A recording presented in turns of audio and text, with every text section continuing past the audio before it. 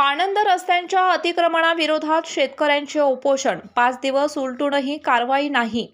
जिल्ह्यातील पाणंद रस्त्यावरील अतिक्रमणे हटवून रस्ते मोकळे करावेत या मागणीसाठी जिल्हाधिकारी कार्यालयासमोर कृष्णा जाधव, बाजीराव पाटील, उत्तम जाधव, बाळूनाना पाटील, मारुती खाडे व कृष्णात पाटील यांनी उपोषण सुरू केले आहे.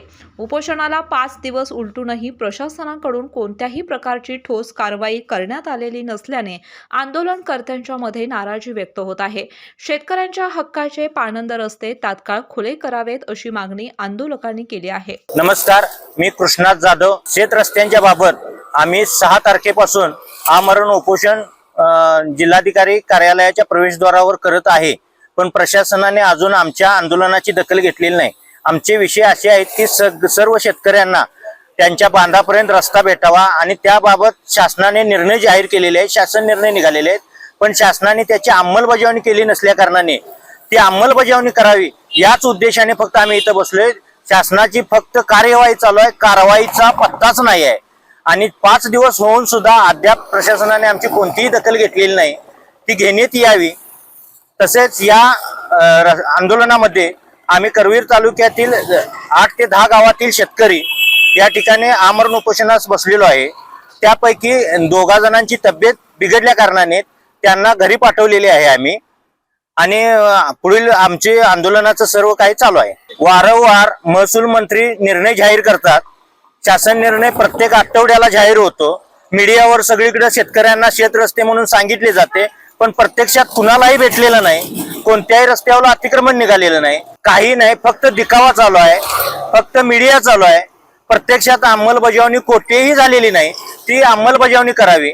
प्रशासनासमोर वारंवार मागण्या करून सुद्धा शेतकऱ्यांची प्रशासन दखल घेत नाही.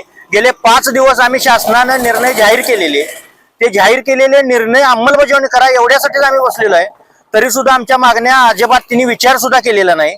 ते लवकरात लवकर करून आम्हाला न्याय द्यावा सर्व शेतकऱ्यांना, एवढीच आमची प्रशासनाकडे विनंती आहे. आज रोजी प्रशासन शक्तीपीठ करण्यासाठी अगदी जोमानं काम करत आहे. शेतकऱ्यांच्या जमिनी द्यायच्या नसताना त्यांच्या काढून घ्यायला लागलेले आहेत, पण शेतकऱ्यांना हक्काचे असणारे रस्ते त्यावरला अतिक्रमण प्रशासनाला काढता येईना आणि लोकांच्या जमिनी काढून घेऊन रस्ते करण्याची काय गरज आहे ते आम्हाला फक्त द्या, ही एवढी आमची विनंती आहे. परत आणि शासनाने एक निर्णय असा जाहीर केलाय की अतिक्रमण धारकांच्या बाबतीत फार्मर आयडी ब्लॉक करायचे अतिक्रमण धारकांचे, पण प्रशासन अतिक्रमण धारकांना पाठीशीच घालत आहे. आजपर्यंत जिल्ह्यात शासन निर्णयाप्रमाणे एकाही व्यक्तीचा अतिक्रमण धारकाचा फार्मर आयडी ब्लॉक केलेला नाही.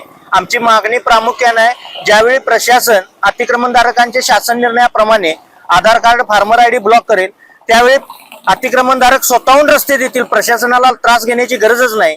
पण प्रशासनच अतिक्रमण धारकांना आज रोजी पाठीशी घालत आहे. बाळ, फ्रीज मधून श्रीखंड काढ ना. आम्ही पूर्वी घरीच बनवायचो श्रीखंड, त्याची चवच वेगळी होती. आता काय सगळं रेडीमेड. आजी, हे श्रीखंड खाऊन बघ. आज तुझ्या आईनं घरीच बनवलं की काय?